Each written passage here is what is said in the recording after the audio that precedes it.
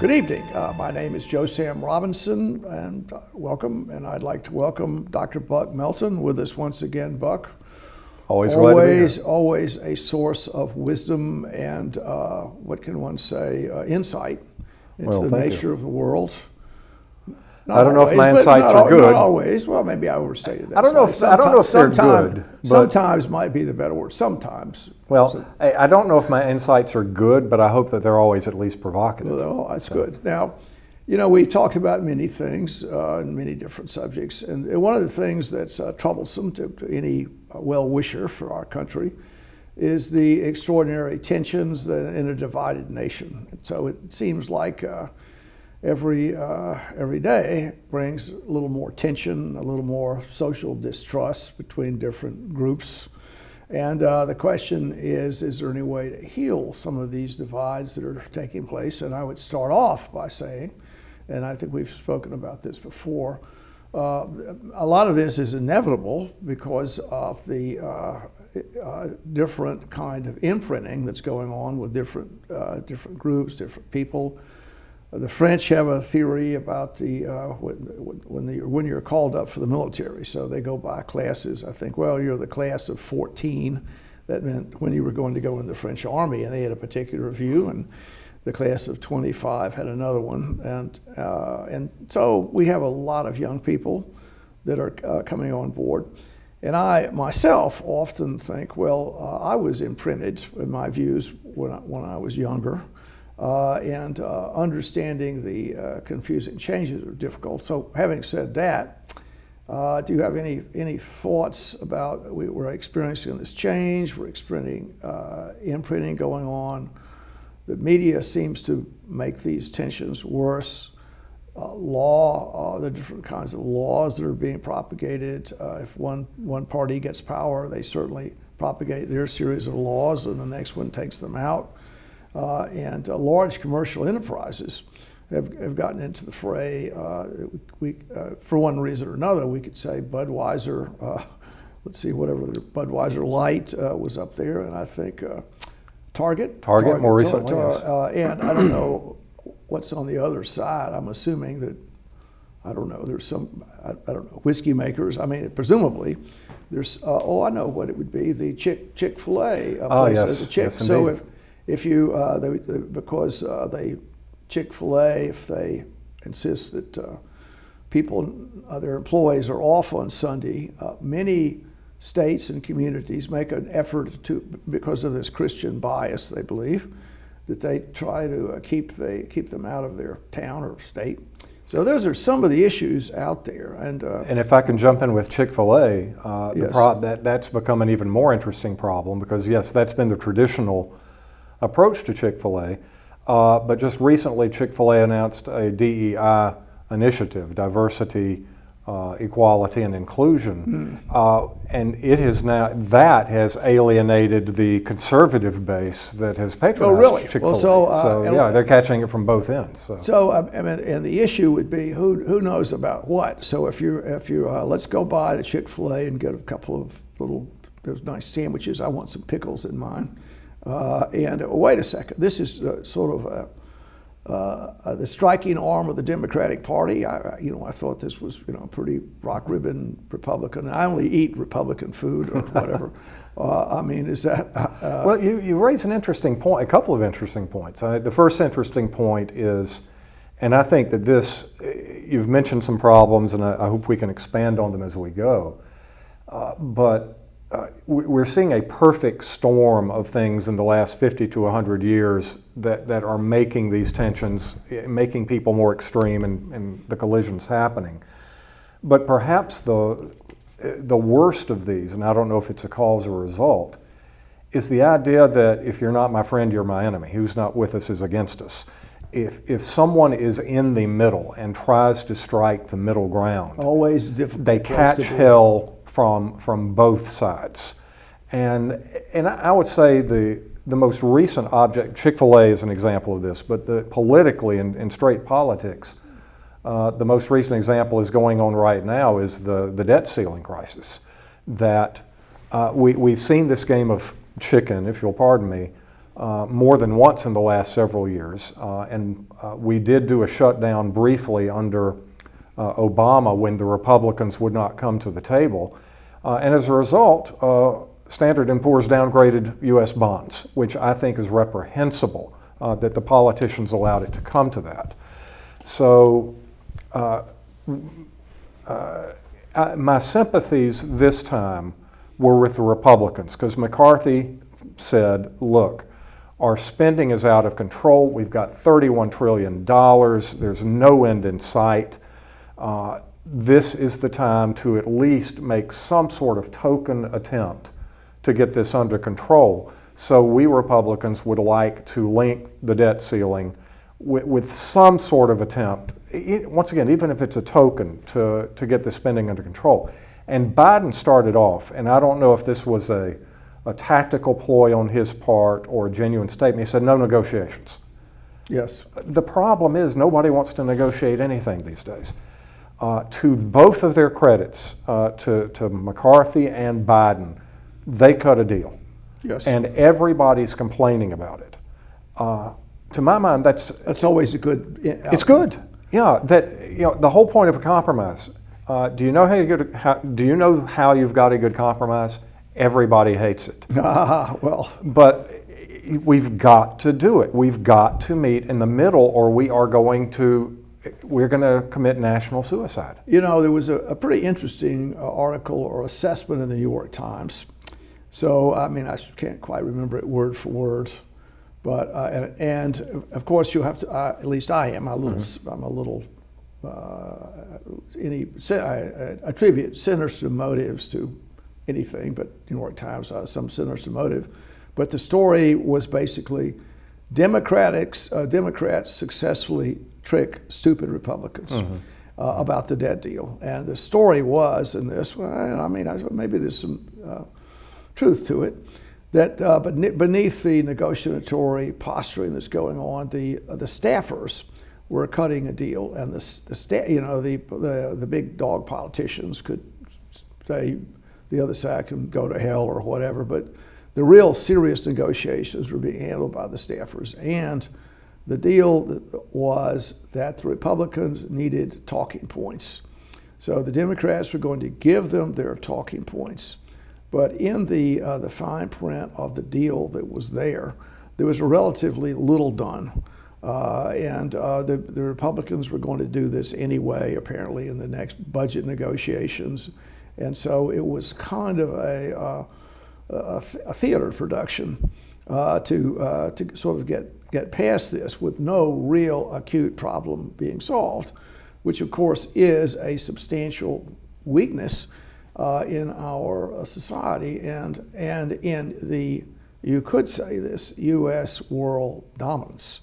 And having world dominance may be a good thing or it may be a bad thing, but we'd like to think it would be a good thing because we'd like to believe this, our higher standard of morality, whatever that is, city on the hill, if we really believe that, we would say we've got divine light and grace to say to the rest of the world, this is the correct way to treat people, be nice to them, et cetera, et cetera.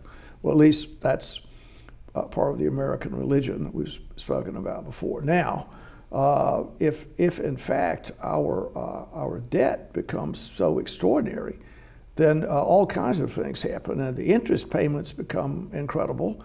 And unless I would submit this, a lot of things can happen in the world, but that is a terrific problem. And the major part of the problem, I think, is income transference. So a huge amount of income transference is taking place.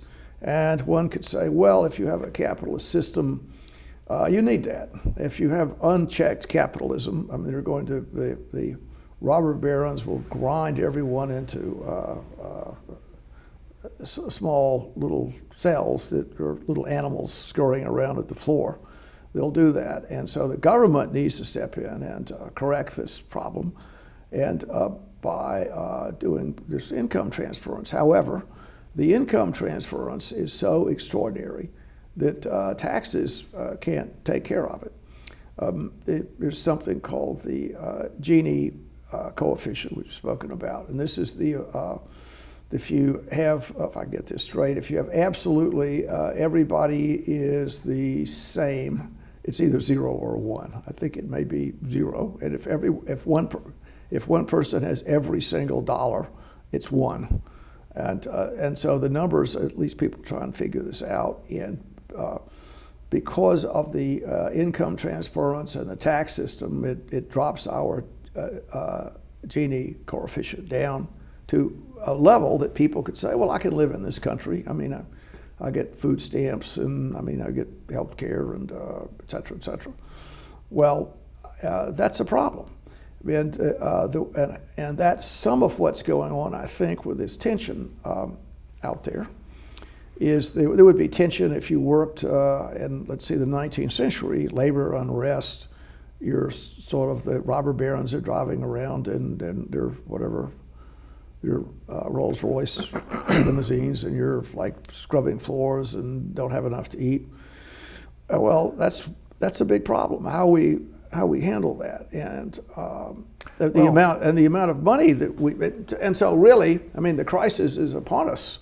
Some efforts were made to do something about it, and a lot of Band-Aids were put there. And beneath the surface, we have these human tensions, the inevitable human tensions in a complicated world.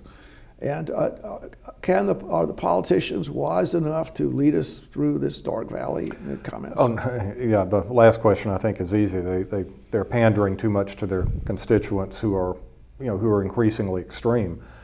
I think, and you may be able to speak to this better than I, even as we have more and more redistribution, the 1%, they're accumulating more and more wealth. So the very richest people, the gap between them and everyone else is increasing, even as the redistribution attempts increase.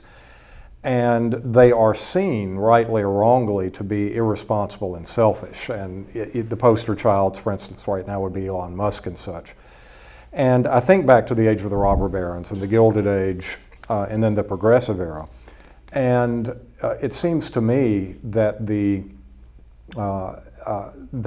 wealthy capitalists who were most successful and most responsible were the ones who realized, look, it may be right or it may be wrong, but there are more of them than there are of us. And if we do not treat them right with some level of, and back then it would have been Christian decency, then they will come for us with pitchforks. And I take Fuller Calloway as an example. My wife Carol and I wrote his biography. And to look how he ran his mills. He set up. I thought he was a golf person. No, that was. There are two branches. This is Fuller E. Calloway Sr., and then his children branched off. One kept golf. The mills, the other moved into the golf and the gardens. Okay. So, but this is the. Well, let's discuss that. That's interesting. But for instance, by the turn of the century, when he was getting into the mills, he was getting into department stores. He would do all sorts of things. He would establish schools for the mill workers' children. He would establish daycare. He established gardens, so you could. Thus, Callaway Gardens. Probably one of his sons sort of inherited that idea, but the idea, his wife was very much into horticulture and such. Yes. And to this day, if you visit his house in LaGrange, it's the horticulture there is just amazing. Hills and Dales estate. But so the mill workers could get gardens, they could get flowers, they could get fruit producing plants very cheaply, they could get cows. So it became almost a community enterprise because he knew that if he made life good and comfortable for his employees, they would stay, they would work harder. And so it's the idea of giving back to the community. And they didn't have any significant labor problems while he was doing this. Well, there's some complicated things there. Yes. Point number one, maybe the real question is property, wealth, capitalism, or in the other side of the street, you just have a state-run I guess, apparatus, as in Cuba, or there are not too many arch communist countries left. I'll pick Cuba out; they're out there, Yes. And having been to Cuba, I can frankly say it was an abject failure for many reasons. And one is inhuman, because people are constantly, in my opinion, trying to step up or climb up the slippery pole of mammalian dominance. Yes. They might call it political, whatever, but I mean, I want to be the big dog. They're constantly trying to do that, and so you've got to recognize that and then check it a little bit. So that the check that goes on to excessive capitalism is a really, in my opinion, an important thing to do. But how do you successfully do it? And you mentioned the Callaways. A pretty interesting story, isn't it, about the evolution of capitalism and labor in our country. Or some might call it paternalism, but I guess it goes back to what we were saying in our last episode when we were talking about scuba diving, or for that matter, amateur radio, and I'm an amateur radio operator. Well, as you're a man of many parts here. I mean, you keep dropping these bits of. Well, I must say, your character is just full of all sorts of interesting interstices. Well, I must say, I am ham radio operator AC4YF, and I am permitted both by federal law and international treaty to own and operate my own satellite for ham communications. Now, paying for it and getting it up there is entirely on me, but I'm licensed to do that. Do you have a satellite whistling around the Earth right now? I do not have a satellite, okay. but I'm... If any investors are out there, I'm sure they... Yeah, if you got $100 million not doing anything, we'll launch a ham site. Yes. But at any rate, the ham community and the scuba community, as I said in our last episode, is self-regulating. The idea is we must police ourselves in order to keep the larger community, i.e. the government, from coming in and policing us. Right. And I think that the best capitalists realize this, that we have to tamp down the instinct that makes us want to go out and produce and acquire, which in fact does lift all the boats. Right. Because if we don't learn to put some sort of damper on that acquisitive, productive instinct, and we become too selfish, then the larger community will regulate us. And we have seen a lot of that. Now, one of the issues, I mean, I'll look at the European model slightly, but I think they have labor on the board. So then the unions put someone on the board, and not altogether a bad idea if you have a pretty capital-intensive arrangement. On the other hand, if you're an entrepreneurial figure that you're cutting new pathways and you borrowed a huge amount of money and your ideas are there and it's like a rocket ship going up, this and that, get these ideas out there in the community. That may be the focus in some circumstances as to how to get all this accomplished.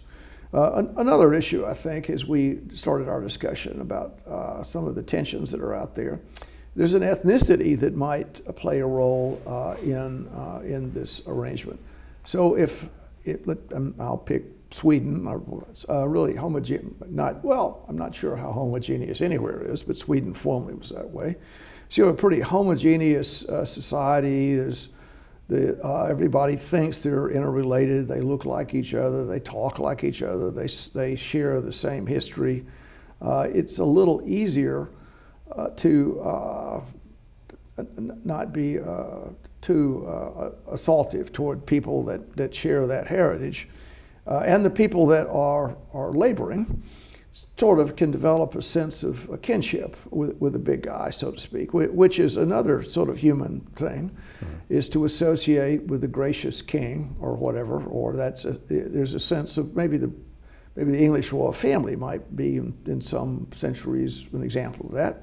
Well, there's my king, there's my boss who gave me a ham at Christmas is now flying in his private jet to wherever he goes. But I'm empathetic with that. I relate to that. I can handle his deal. And I think the military might be something like that a little bit. I've often thought the military was a really good model for social conditions in the country, where there's a big thrust to become a general or whatever you want to be, or if you're a sergeant, you want to be or a private, you want to be a sergeant major.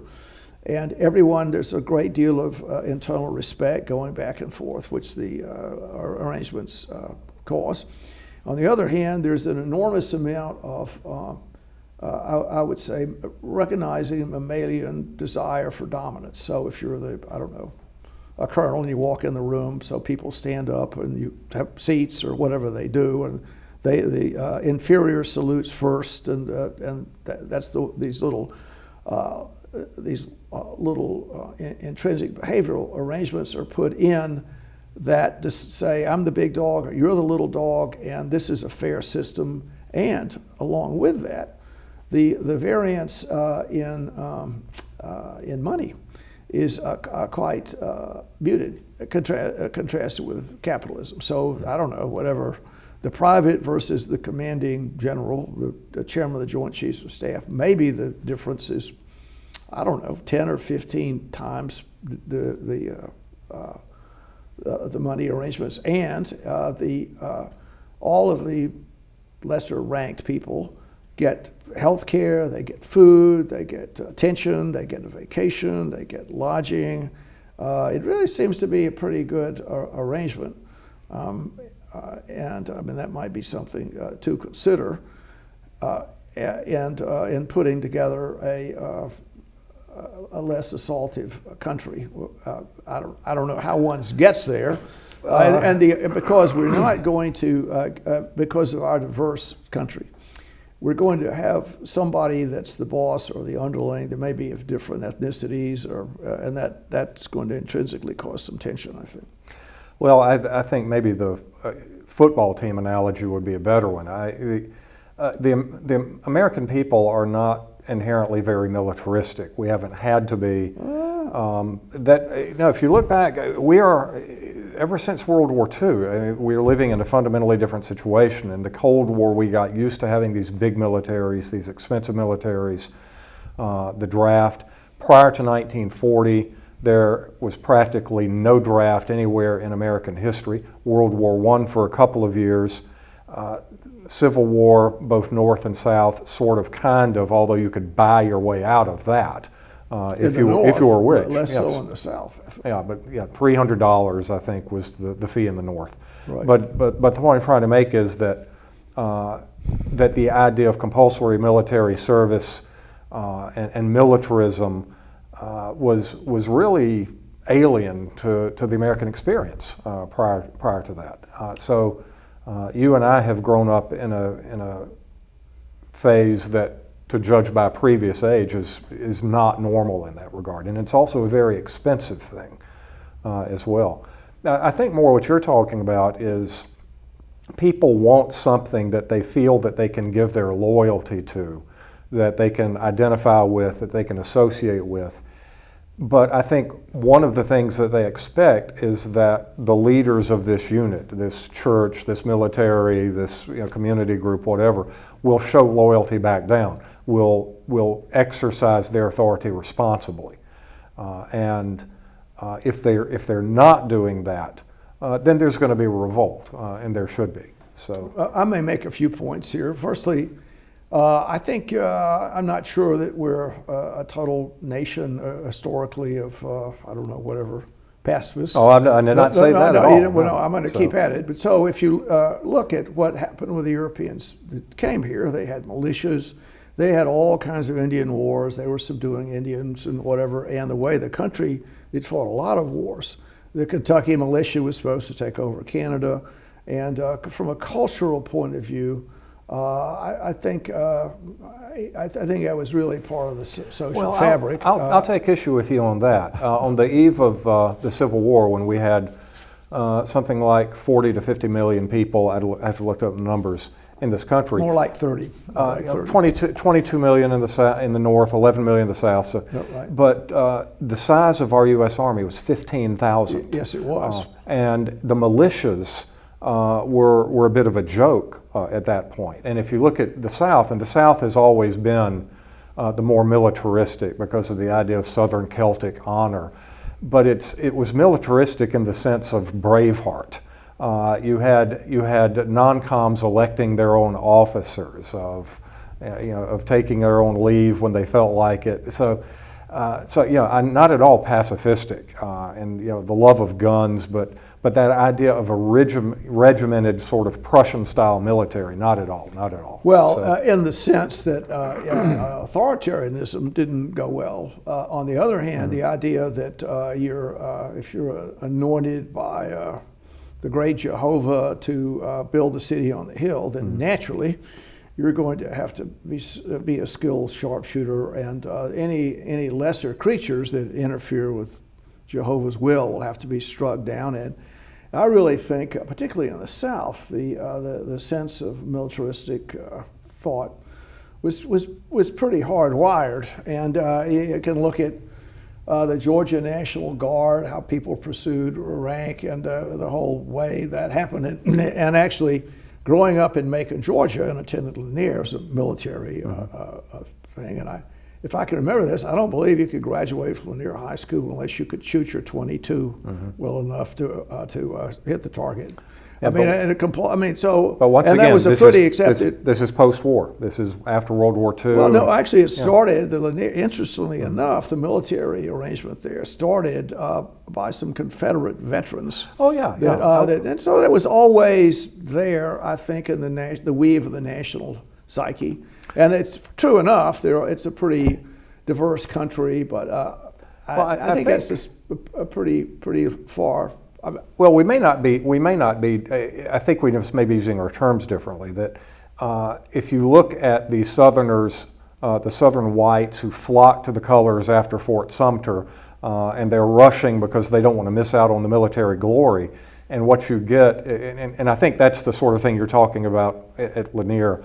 That when they get to the battlefield at Manassas or Bull Run, because they knew this war was going to be over and they had to get the glory before it was over, the description of both armies that met at Bull Run, the North and the South, was a clash of two armed mobs.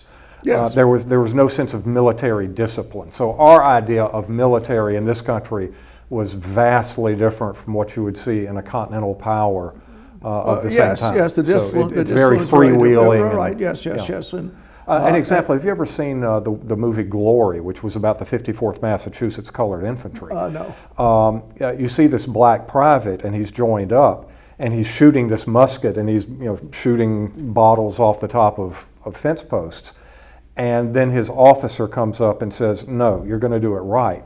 And he starts going faster, and he pulls out his 6-shooter and is pulling the trigger. And the soldier just falls to pieces. Yeah. So there's a difference between being a wild, crazy shooter and somebody who is subjecting himself to a large-scale cultural military discipline. Well, I won't overkill it, but I will just say one thing that fascinates me is reading the Southern press directly in Macon, directly before the start of the Civil War, and they had one of the great things was the winning and the war in the Mexican War, yes. And the people that had gone there, how heroic they were, and they would military balls, and there was a great. One can just see the chest being thrust out. Yeah, the glorious side. Right. Yeah, and I agree with that. And a lot of what happened that caused the war, if I could say it that way, caused the Civil War, was the excessive pride of these unrestrained, I guess you could say, military toffs, if you want to use that term. I think you're making my point for me. I agree completely. I don't know if I'm making my point, Buck, but I mean, maybe we share the same point, if one could say that. I take your point on that subject. So I don't know. We have the militaristic part of our world here. And I'll accept the fact that it appears to me that that instinct has really been blunted tremendously from the cultural events that are upon us. And part of it, I would say, would be the traditional male defensive role. I mean, whatever that was formerly, there was a very rigid kind of behavior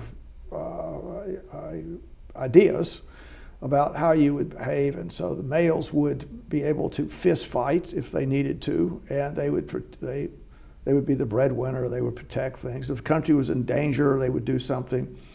If the Japanese attacked Pearl Harbor, there'd be a response. And one great picture, which appeared in Life magazine, right at the start of 1942, was something like Georgia answers the call.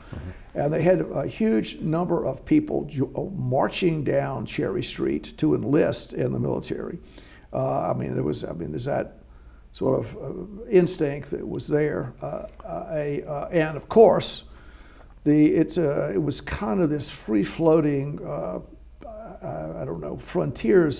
frontiersman spirit that flowers sometimes, not in the effective way that the German general staff ran their military, but sort of a freewheeling kind of arrangement. I'll give you that, although Pearl Harbor was the sort of existential crisis of the sort that we really don't see anymore. I think the existential crises that threaten us now creep up on us. For instance, the huge trade deficit we've got with China, or they're not perceived as threats at all, like climate change, or will happen so fast and furiously that this sort of military spirit's not going to help us. That what you call male dominance, you might also call toxic masculinity. And look at Dr. Strangelove. That you still see the cavemen going at it, but now they go at it with nuclear weapons. So, right. I think we're about out of time, but I'll make one final point here, and that is that the brain limits our freedom, if you want to say it that way, and aggressive instinct is very powerful. I would say it's quite positive in males. That means sexist comment to say, but I believe that. I believe it's testosterone. It's biology. Right. That's right. I believe it's a hardwired kind of instinct, and the instinct to fight is there, and the instinct to find enemies is there. And indeed, one of the things that solidifies a group is to have a good enemy. And so we mentioned different, the country is so divided or whatever. Maybe it needs an external enemy, like there's the movie The 4th of July, outer space invaders. Independence Day. Independence Day, right. Outer spacers involved. And so the enemies that are out there are not as discernible. They don't look like great jumped up spiders, I can say it that way, you're going to eat your family. But it's something subtle. Well, the oceans are getting warmer, the ice is melting, the money there's a problem with the debt, we've supply chain issues, the government is mishandling the plagues.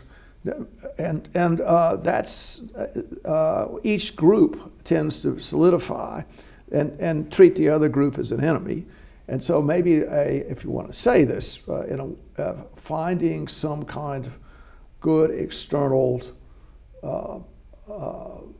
contrary force to align the American people against might be a solution. However, if you're not careful in doing it, the enemy will be the Chinese.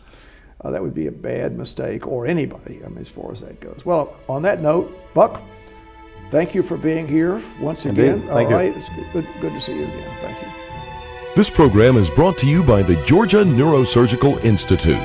For over 50 years, rendering neurosurgical care to patients of all social conditions, treating complicated problems involving the brain, spine, spinal cord, and peripheral nerves, endeavoring to encourage quality care, medical research, innovation, and education on a local, national, and international basis.